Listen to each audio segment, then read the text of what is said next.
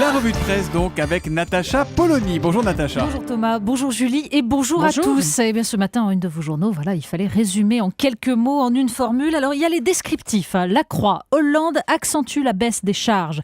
Les Échos, la fin des cotisations familiales pour les entreprises.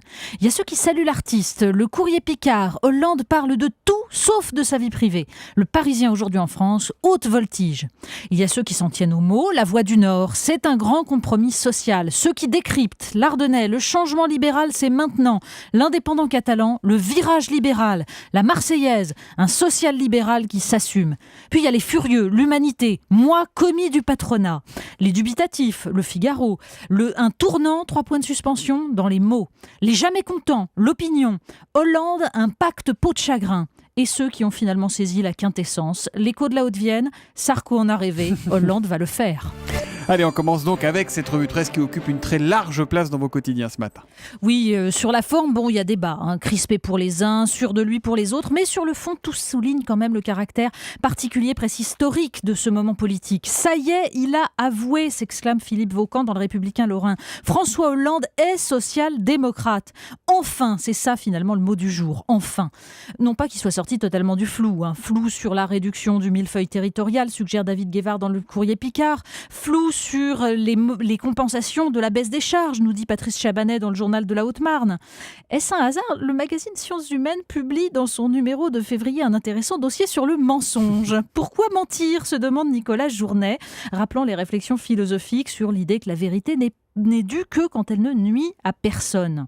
Un monde de mensonges responsables est peut-être plus sûr qu'un monde de conneries irresponsables, tranche un philosophe américain. Bon, reste à savoir qui décide de qui est responsable ou irresponsable. Un problème démocratique que les politiques règlent souvent, dit-il d'ailleurs, par le flou et les phrases creuses. Mais visiblement, chez François Hollande, le flou est un peu moins flou qu'avant. Dans le Figaro, Guillaume Tabar salue l'art de la triangulation pratiquée par François Hollande qui asphyxie la droite en la privant d'arguments. Alors finalement, la principale réponse à ce flou qui n'en est pas un, il ne faut pas la lire dans les pages politiques, mais dans les pages économiques du Figaro. Une page intitulée « Pourquoi les prix augmentent peu » et qui explique le risque immense pour la France d'entrer dans une période de déflation. L'analyse de Jean-Pierre Robin souligne à quel point l'absence d'inflation, malgré l'obsession sur le pouvoir d'achat des ménages, est calamiteuse parce qu'elle favorise les rentiers au détriment des jeunes actifs et tue les entreprises à petit feu. La déflation, conséquence, suggère-t-il, des choix monétaires et budgétaires européens que le Hollande social-démocrate a épousé hier. Alors évidemment, hier, on a beaucoup parlé d'économie, mais dans les esprits, on pensait à Julie Valéry. Mais évidemment, le volet people de la conférence de presse est omniprésent ce matin et là aussi, les éditorialistes soulignent l'opération réussie. Mais le plus intéressant est ailleurs. Pas forcément dans la sortie anticipée de Elle, qui met en une la nouvelle égérie, Julie Gaillet, une passion française, avec ce portrait d'une femme passionnée de politique, vrai bobo et femme normale. Mais plutôt dans le Canard enchaîné qui s'amuse de la fameuse nomination de la belle actrice au jury de la Villa Médicis en décembre dernier par une Aurélie Filippetti, soucieuse de plaire au président. On l'évoquait avec Laurent Guimi à l'instant. Exactement. Alors on pourra délaisser aussi les révélations du volatile sur la crise de nerfs de Valérie Trierweiler pour s'amuser de la chronique de la toujours première dame dans Paris Match et de cette première phrase de son texte. Il n'est pire poison mortel que l'indifférence. Double lecture. Mais non, l'article à lire sur le sujet ce matin, c'est la tribune de François de Singly dans Le Monde, qui analyse les raisons pour lesquelles la situation de François Hollande pose problème. Ce qu'elle révèle, c'est la différence radicale entre le mariage, dont une des fonctions est de rendre publique la vie privée, et le concubinage, qui ne peut pas jouer cette fonction de médiation.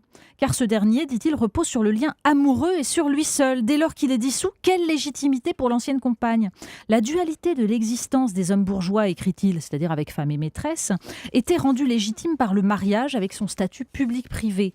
Sans regretter cela, on doit comprendre, nous explique-t-il, que le concubinage est beaucoup plus exigeant. On continue à parler. On parle des filles et des garçons là. Oui, parce que sur le lien amoureux, filles et garçons sont différents, mais sur le reste aussi. Et ça, c'est ce que nous dit Léonard Sachs, biologiste et psychologue interviewé par l'Express. L'interview est très intéressante.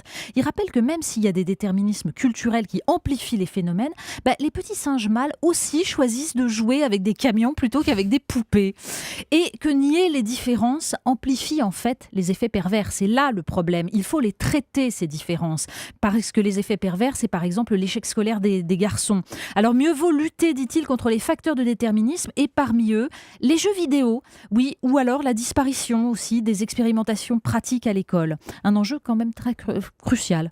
On termine avec le canard enchaîné, décidément très inspiré cette semaine. Oui, et qui nous apprend que le lycée Georges Brassens de Villeneuve-le-Roi est très loin des problématiques de genre et de tout le reste. Il serait plutôt en train de lutter contre l'enlisement, figurez-vous. Construit sur des terrains poreux, le lycée voit son sol s'effondrer. Il y a déjà eu 2 jambes cassées. Poreux et pollués. Ce qui ne déplaît pas aux rats, on en a retrouvé quelques-uns dans le lycée, notamment dans le gymnase. C'est sympathique. Mais le Conseil général a réagi. Cet été, les couloirs ont été repeints en rouge coquelicot et vert anis. Merci le Conseil général.